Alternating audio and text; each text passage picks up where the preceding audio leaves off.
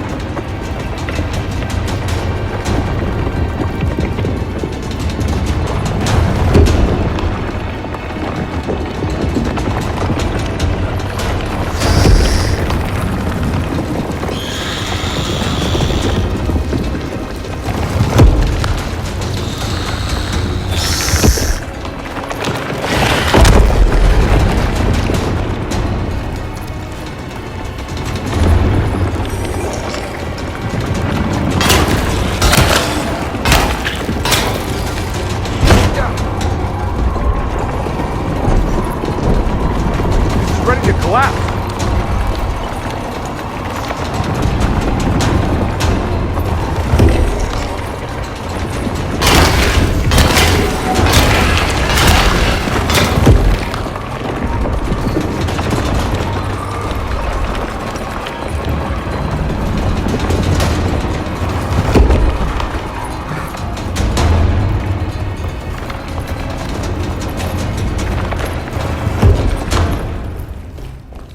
What is going on?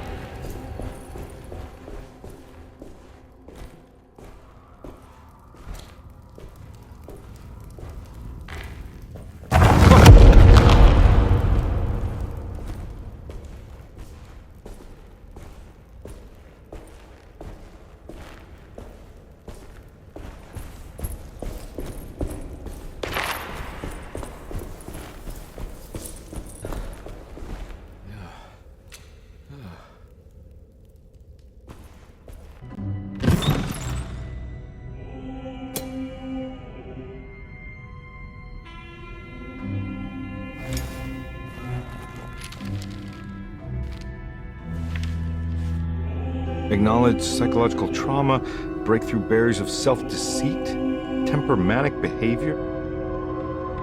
These are the Dark Man's terms. The contract. Huh?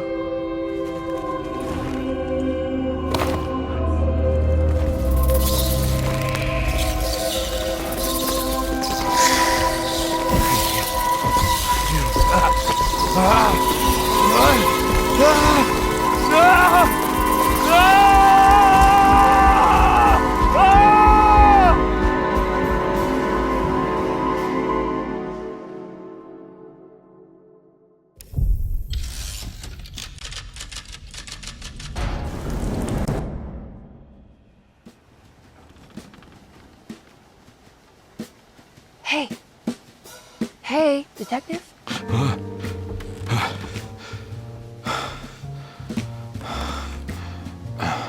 What are you doing? Oh, I found some. Great. Was it alcohol? God, no, I just got the wind knocked out of me. I think I know how to break the contract with the Dark Man. What exactly does that mean? Everything going back to normal. All right. I found some more information on Derceto and the patients. There are some seriously strange things going on here. I'm pretty sure 2 of the patients are dead and maybe even the clerk. Oh, yeah. I kind of just gave up on worrying about that. Well, just keep your eyes open, I suppose. What were you doing again? Jeremy made a pact with the Dark Man to keep all the madness locked inside Derceto. All right. I'm gonna break it. I just have to... Where is it? Where's the talisman? It's around your neck? I worry, Detective. Don't, I'm fine. I worry that you're not much help on this case. At least you're a good distraction. Trust me. You're getting your money's worth. At this rate, I'm an absolute bargain.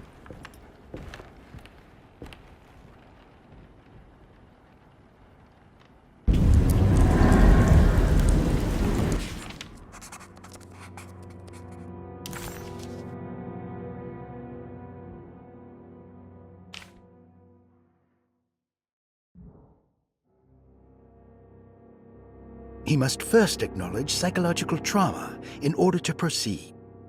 The lying must stop, so we can break through the barriers of self-deceit. Finally, temper manic behavior.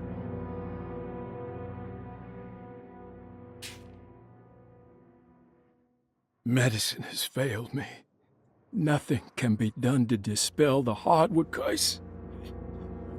Only the sacrificial dagger may release the despair from Jacob's eye. Yet, doing so would be the doom of Derceto. Let this curse of mine be a weapon for once. I accept your demands. Oh, crawling chaos. Build your prison around this godforsaken hospital. When evil has been starved, I will stay buried forever.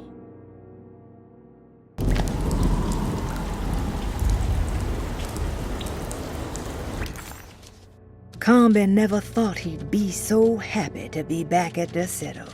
It felt like he had crawled through a long, dark tunnel of misery and regret.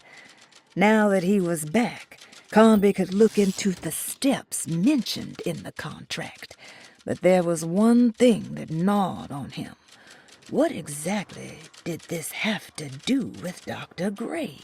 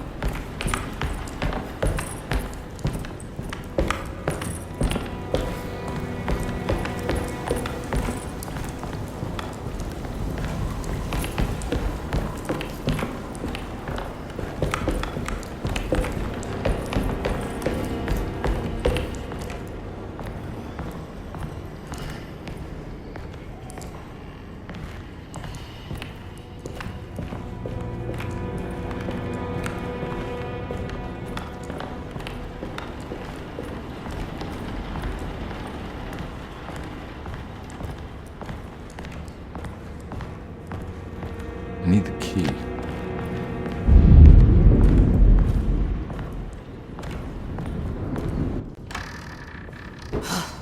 Got to be around here somewhere. He wouldn't leave this house. I don't know what to think anymore. You run into that detective fella? Who is he? Can he be trusted? I think he one of the good guys. Well, you know, like us. Will he be all right with her coming? Praise the mother. You don't need to know about all that.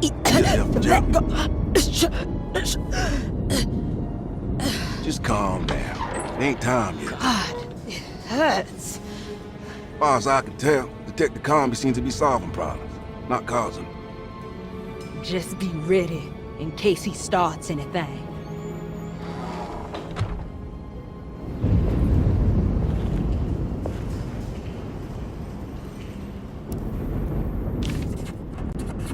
The two orderlies still hadn't found Jeremy.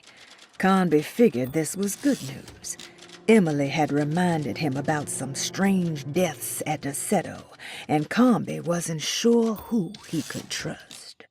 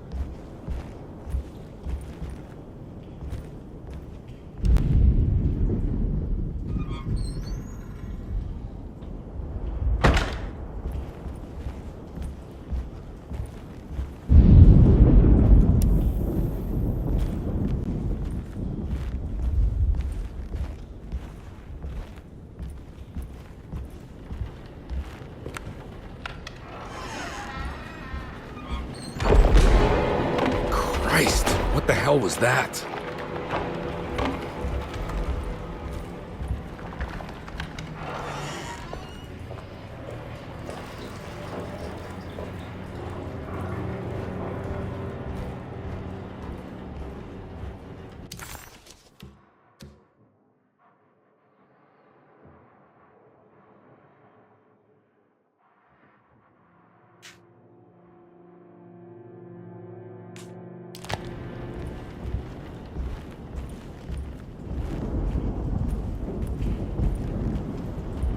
It's blocked.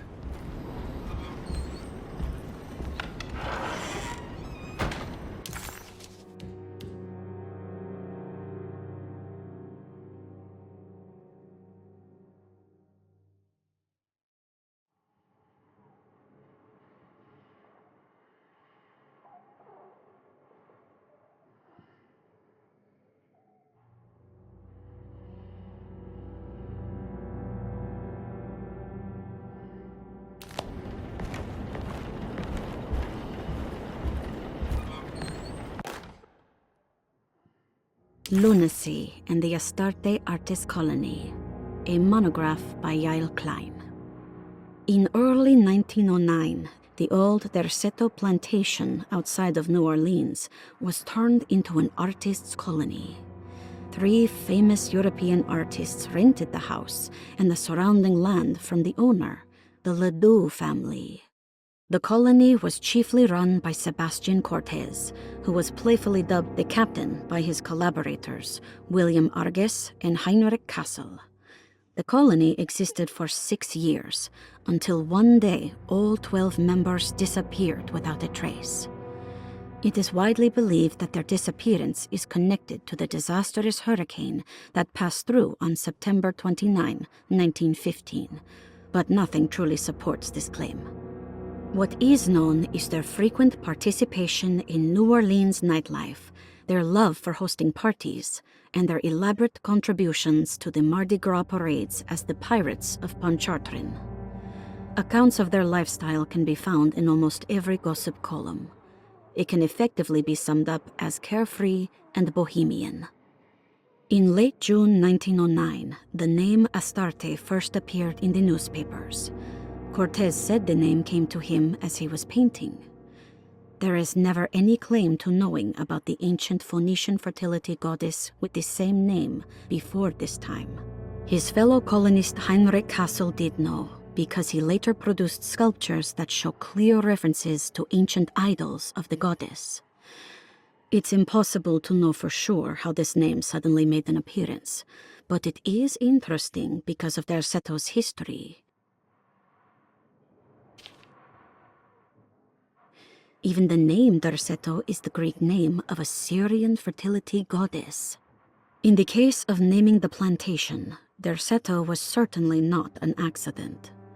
We know that Elijah Pickford intended to build a temple for his cult, for he had distributed pamphlets 2 years prior to the purchase of the land, advertising his intentions. His followers were estimated to be almost 100 men and women, mostly sailors, Maroons, and Cajuns, when the plantation was built. To outsiders, Derceto registered as an ordinary slave plantation, which enabled Pickford and his flock to remain hidden for decades. The official story is that the cult lasted until 1862, when the Union Army came and burned down the plantation and scattered all who lived there. Following the Civil War, new people started to congregate in the ruins of Derceto to invent a new fertility goddess, the Shub Niggurath. As much as Derceto is a particular name to have heard of, it's not entirely uncommon among the learned. Astarte is equally known and could have been subconsciously chosen by well-read artists. Shub Niggurath is, on the other hand, very uncommon. Almost impossible that anyone in Louisiana would have heard that name. The name is referenced only in rare books like Unaussprechlichen Kulten and the Necronomicon, and is believed to be a bastardization of Arabic words meaning pertaining to the dark young. The few paragraphs printed on the goddess are so upsetting that no one in their right mind would want to build a religion resting on such qualities. The Shub Niggurath cult was hard to get rid of, but it is believed that despite the police jailing and killing several cultists over the years, the main culprit in the cult's demise is the cult itself, which seems to line up with every instance of cult activity on Derceto's grounds. When Captain J.W. Norton of the Union Army arrived, he described the people at Derceto as malnourished and maniacal. As much as the army tried to save them, they fought back with fervor, as if nothing was going to stop them from slowly destroying themselves. While the disappearance of the Astarte artist colony remains a mystery, the recurring motif seems to suggest that their fate involved lunacy and a hunger for self-sacrifice to that fertility goddess with 1,000 names.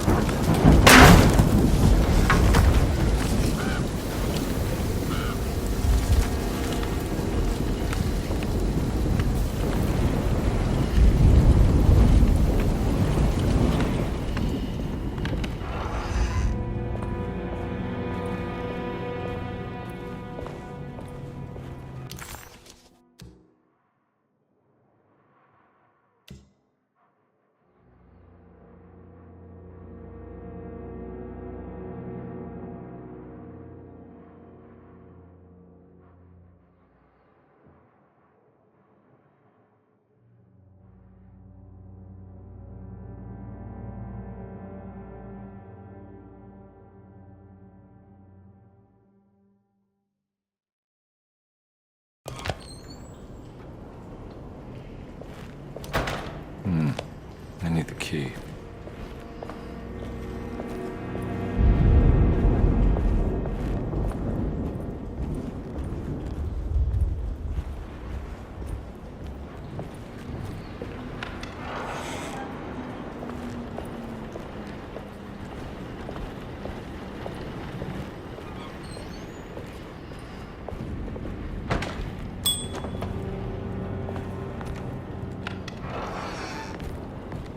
There must be a spare key to Dr. Gray's office in here somewhere.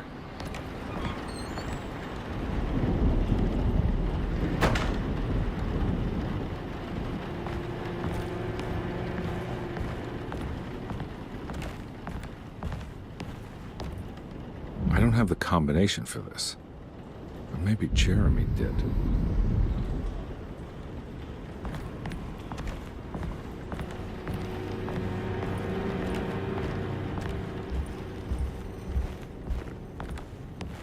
I need the key.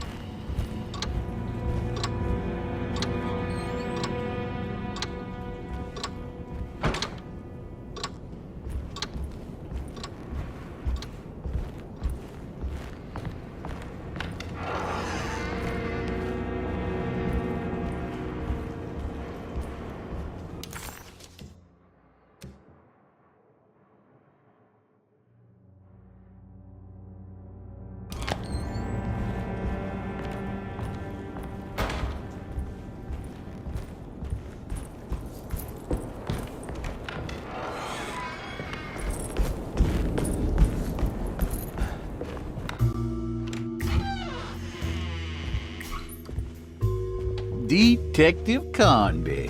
Good to see you again. Solved your case yet? I'm trying. Hey, Grace, you okay? Oh, she is just peachy, Detective. Are you looking forward to the Feast of St. John, Grace? I can't wait. Kids, ain't they great? What exactly are you planning for tonight? Oh, not much. We eat, we drink, we pay tribute to the wishing tree in the conservatory. The usual. Then why all the excitement? There is just something about tonight. Something's different. I think we all feel it. Besides, we got ourselves some new words for the prayer thanks to your buddy Jeremy. She'll come and turn the world inside out, and things will begin again. That sounds strangely threatening. You should come.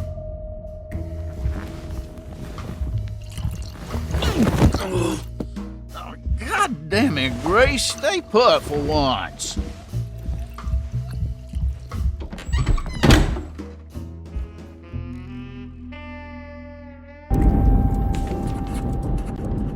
McCarthy was a deadbeat. His mere presence annoyed Carnby. It was like watching the worst version of himself mock him by simply being worthless.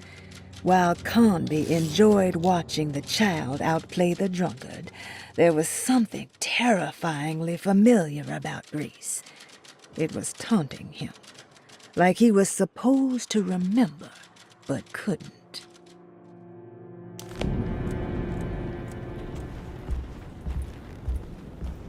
There's something missing.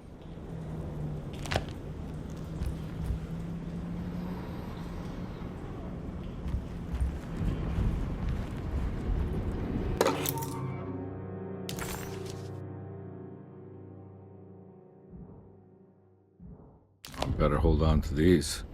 Wouldn't want them to get lost.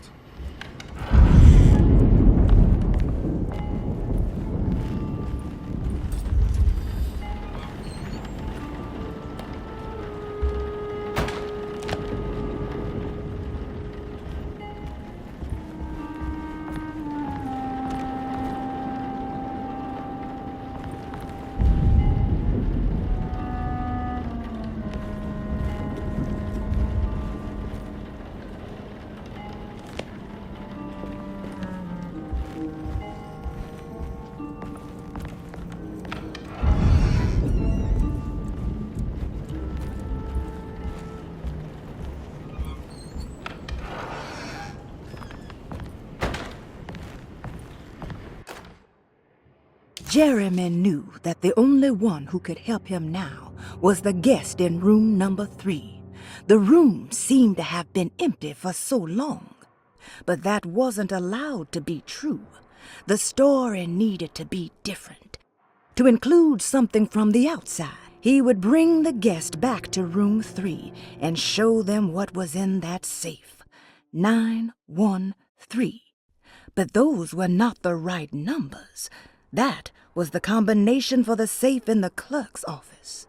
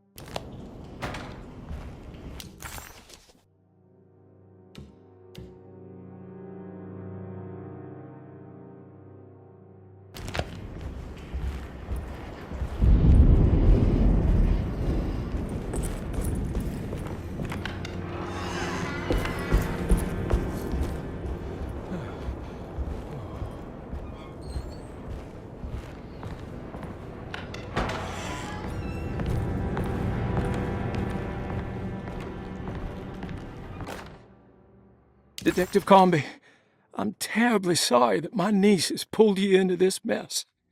Please, with all my blessings, take her away from this cursed place. I have destroyed that eater of worlds and locked it away in the attic and retreated to a place of hiding. Tell Emily I'm safe. Tell her all the lies you can think of to make her listen. Take her back to New Orleans. Sincerely, Jeremy.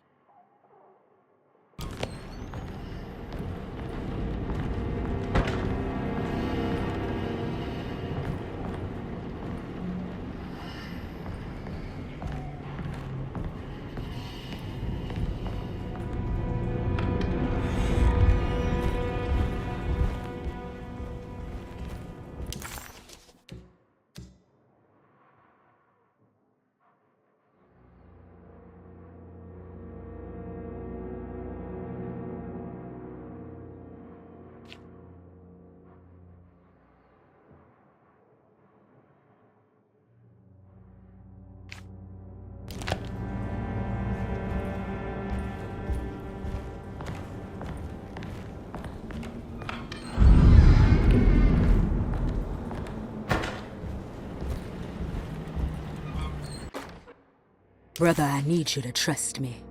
This is the most important moment in our family's history. I know you have doubts and that the terrible Mama Loa told you lies. I would never betray you. I promise. Lottie.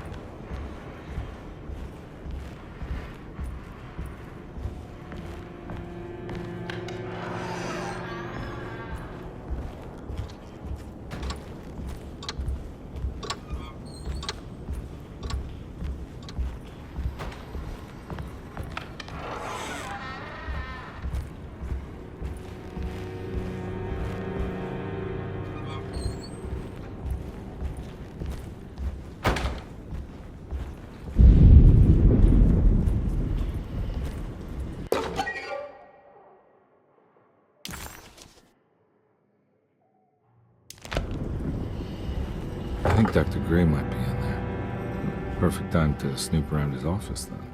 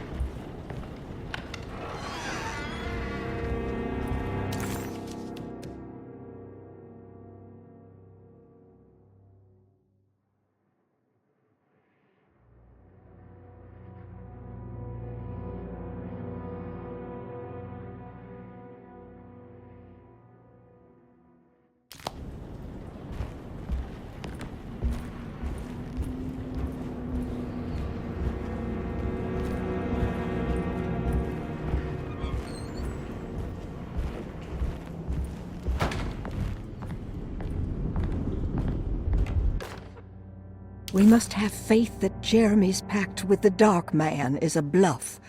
If we are lucky, our visitors will find him and prove it's all nonsense before night falls. What is true is our attempt to call on her. Too many things have happened for this evening to be in vain. Think of Jack and Cassandra, even Perosi, whose circumstances I can't understand. Grace is a goat without horns. She knows it and will play the role. You must talk to your brother, Batiste. I worry that he will fail us. Mrs. Thompson.